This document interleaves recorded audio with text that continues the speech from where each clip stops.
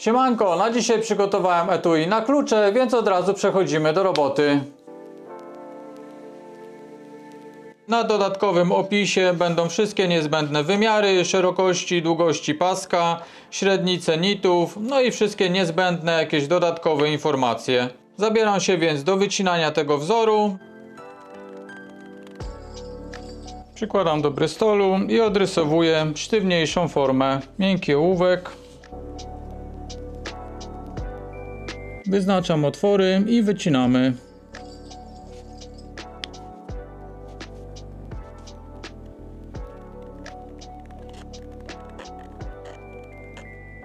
Odrysowuję z tego dwa elementy. Jeden w ten sposób, drugi w ten.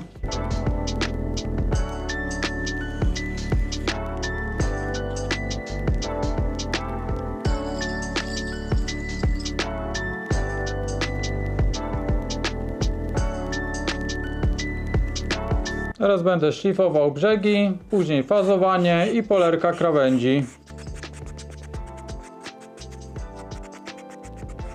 Będę fazował to z dwóch stron. Można to oczywiście skleić i wypolerować końcowo te krawędzie podwójne, no ale nie zawsze trzeba tak robić. Ja też chcę pokazać trochę inną stronę kaletnictwa. Nie zawsze wszystko musi być takie na 100%. Fajnie jakby pojawiły się w tym rzemiośle nowe osoby, no a przez to, że nieraz mają zły pogląd na to, oglądając tylko te wszystkie idealne prace, obawiają się, żeby w ogóle zacząć.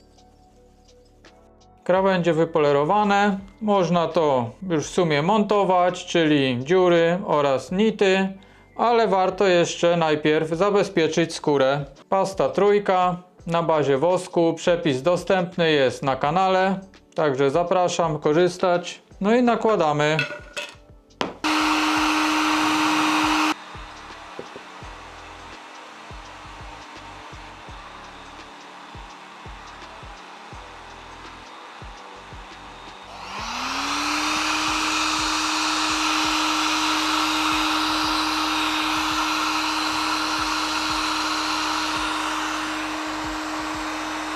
Główne elementy etui na klucze mam gotowe. Teraz pozostał jeszcze tylko pasek. Pasek można zrobić z szablonu albo po prostu zastosować wymiary, które będą w opisie i wycinamy z kawałka skóry najzwyklejszy pasek.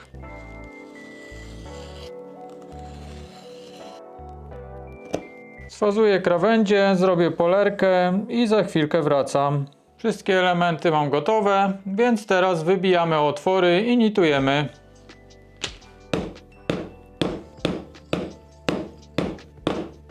Jeden element gotowy. I teraz montuję nity.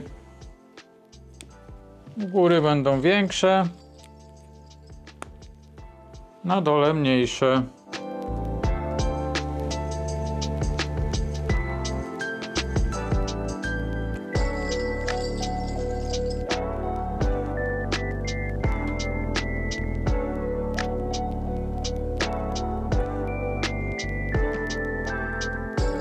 Idziemy nitować.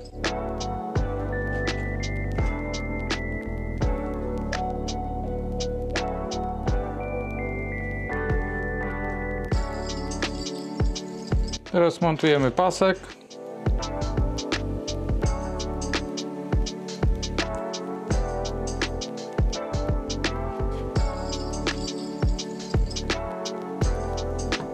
Jeśli używamy skóry roślinnie garbowanej, no to to całe będzie początkowo bardzo sztywne, mało pojemne.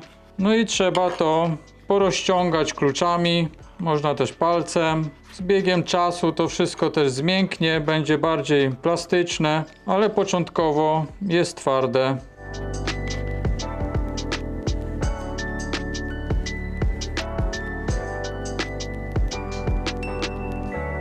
Etui na klucze gotowe. Na pewno w przypadku użycia skóry roślinnie garbowanej nie będzie to tak pojemne, jakbyśmy wykorzystali chromówkę. Chromówka jest dużo bardziej miękka, elastyczna, no ale ta skóra też z czasem się rozejdzie i będzie bardziej plastyczna i także przyjemna w użytku. Jak widać jest to etui na małe klucze, no i mamy skończone.